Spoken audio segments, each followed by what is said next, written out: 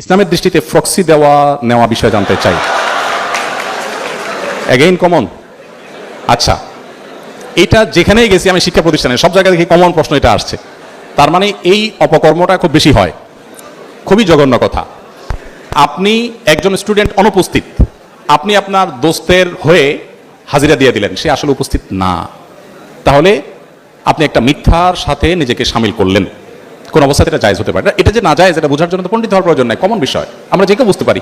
এই জন্য আমরা আশা করবো যে এই জায়গা থেকে আমরা বেরিয়ে আসবো। আমরা জানি যে অনেক জিনিস থেকে বেরিয়ে আসা আমাদের জন্য চ্যালেঞ্জিং, কিন্তু বেরিয়ে আসতে হবে এবং চেষ্টাটা করতে হবে। ফ্রক্সি দেওয়াটাকে আমরা কোনো দোষী কিছু মনে করি না, বরং মনে করি যে আমার দোস্ত যেহেতু চাইছে সবের বিষয় হবে, একটা মানুষের উপকার করলাম। না, সব উপকার সবের বিষয় না। একজন মানুষ অনুপস্থিত আছে, আমি তার উপস্থিতির ব্যাপারে সাক্ষ্য দিলাম, মানে আমি মিথ্যা সাক্ষ্য দিলাম, খুব ডেঞ্জারাস একটা বিষয়, কবিরা গুনাহ, হাসির বিষয় না, সিরিয়াস।